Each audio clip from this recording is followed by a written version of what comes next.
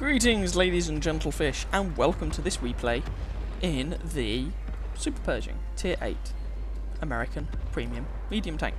I am platooned up with Death Drop, who is just a guy I met not playing some games. Really, I don't know him outside of World of Tanks. Actually, I thought he was going around purposefully team killing in one game. He wasn't. Long story short. And we had a bit of a disagreement, and then we resolved our disagreement, and then we played some platoon matches together, because why not? So we are both driving Super Pershings. Death Drop's been playing his Super Pershing quite a lot this day, on this day, because he was basically just grinding out for money. He wanted the cash, and this game is not about me. I do not do particularly well. I make some quite poor decisions. This is about Death Drop and about some comedic moments. And quite a close game. So, I'm being a bit more cautious. Death Drop, balls deep. Just going for it. We are, of course, on the... Is this a Stalingrad map? Yeah, it is. I really haven't played this map very much at the time when I played this game. And frankly, I haven't really played this map very much since. It's one of the newer maps. I think it's the newest map in the game. At the time when I'm recording this. And this was one of the first games I played in patch 9.6. Anyway, I'm trying to catch Death Drop up here, because he's essentially just held down the W key since spawning, and he's just going for it. And gonna kill everything that comes in his way. That I presume is the plan. We lose our Type 64 to the enemy light tanks, which is a little annoying. But if we can push down here, then we can start getting flanking shots. I know, we're outflanking people in Super Pershings, what the hell. We can start getting flanking shots on some of the enemy team. We just lost our RU-251, which is annoying. And you can't get through there. Even though it looks destructible, because reasons... Oh well, never mind. I think Death Drop got caught out on that as well. So, I'm going to speed this up ever so slightly, because watching Super Pershings drive around on a map can be a rather tedious pastime. Perhaps there should be elevator music in the background. Anyway, we're finally in a position where we can do something. And we made that 110 back off as he went, oh god, there's Super Pershings there! What the hell? Hello! And there's also an AMX CDC here, a pair of T43s, there's a whole lot of friends. And we're here to save the backside of our WZ friend, hopefully. Now, Super Pershing has many faults, but it does get fairly decent gun depression, and both myself and Death Drop put a shot into that T43. And we're just going to work these guys over, hopefully. And T43 is on fire, and Death Drop picks up the kill. 110 gets nailed, and so does the AMX CDC, and I'm trying to find the gun depression to shoot this T43, and there we go. We both shoot him. This guy, methinks, is not very long for the world. Death Drop picks up the kill with a fractionally above average damage roll. And suddenly the scoreline is 6-8, and it really didn't take too long, once we'd started engaging, for the scoreline to change that much. So, T49 takes a lot of pain, I put him on low health, and I get hit. And Death Drop's asking, should we go back to base, or try and cap theirs? Which is a good question. Generally speaking, going back and defending your own base is normally what you want to do. However, the caveat here, of course, is that we are in slow, ponderous machines. It's going to take us a long time to drive back to our own base, and oh, holy crap, that's an Object 704. Right. Ow. I take a big hit in the face from that BL-10. Load APCR, because I can't reliably penetrate the front of a 704 with regular armor piercing. Put a shot into him. Oh, that sounded like he hit Death Drop.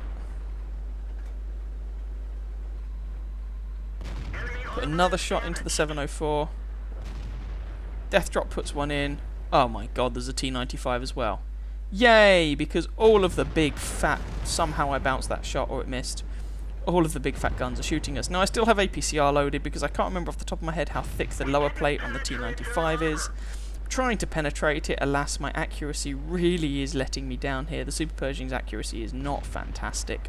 Death Drop, however, manages to put a shot into him, and then I get finished off by the enemy artillery. So that was a very uninspiring game from my perspective. Now, 12 plays 10. We have the advantage, right?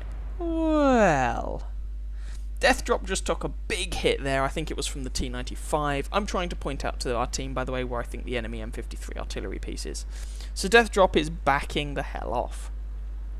Entirely understandably.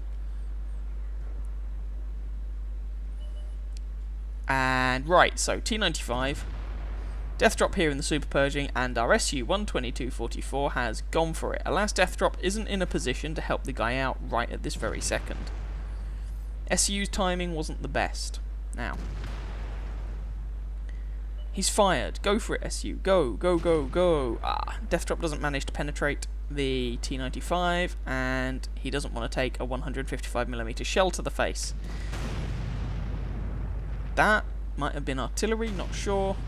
Whoa, good lord. I'm just flicking around to see what our artillery's doing. Now, our Batchat starts moving forwards. Oh, alas, the SU dies. And Death Drop manages to take out the S51 artillery piece.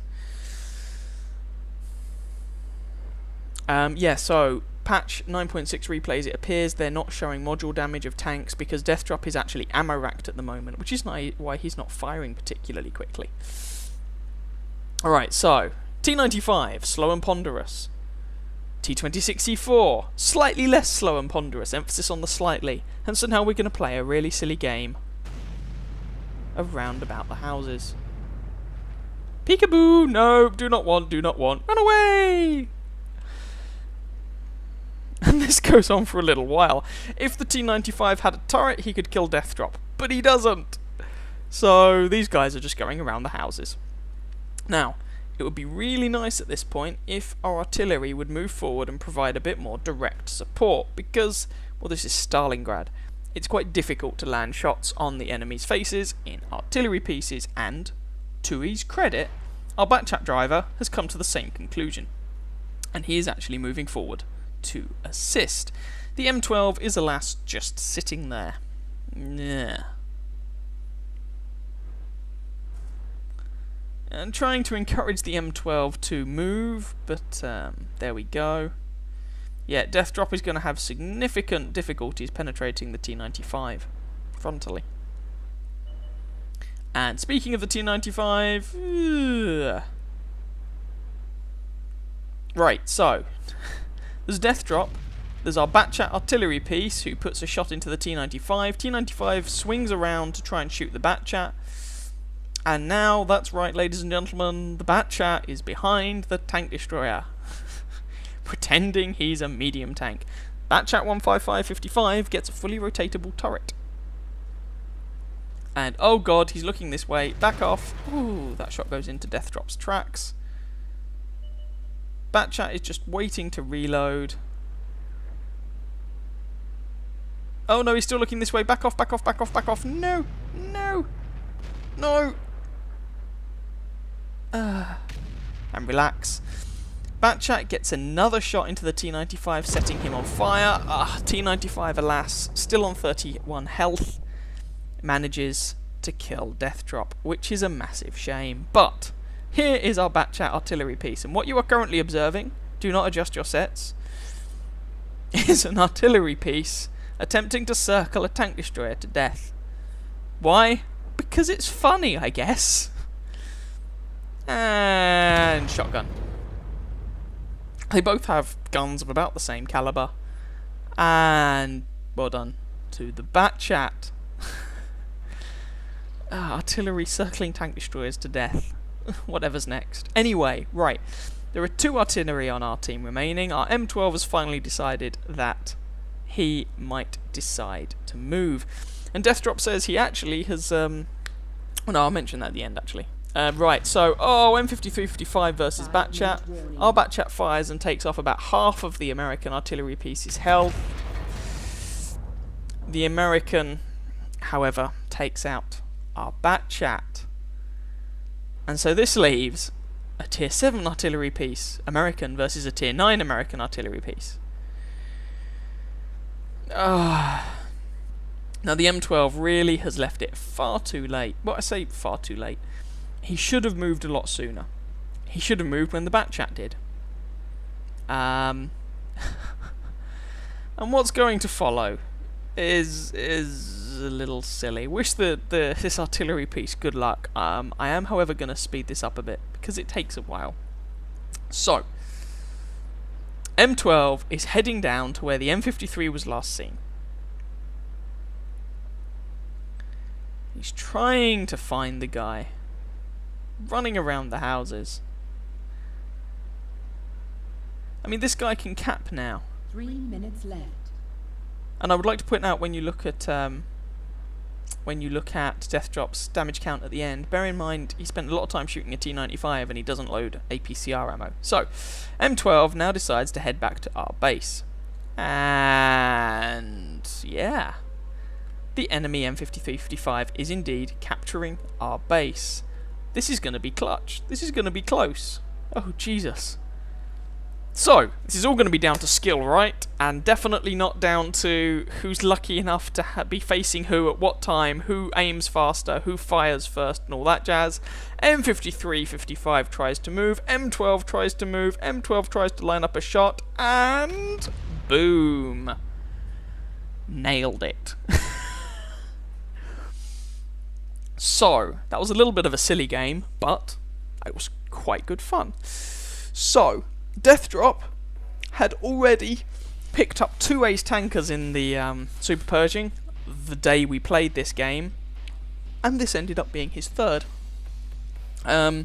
He's working his way towards his 2nd mark of excellence in his tank. He does like his Super Pershing. He does like it. Anyway, that game was a bit silly, as I say. It was just amusing watching artillery circle tank destroyers to death and a shootout between artillery at the end. If you guys enjoyed that game, please feel free to catch some of my other videos and or subscribe to my channel. And I wish you very happy hunting on that battlefield. Ciao, ciao.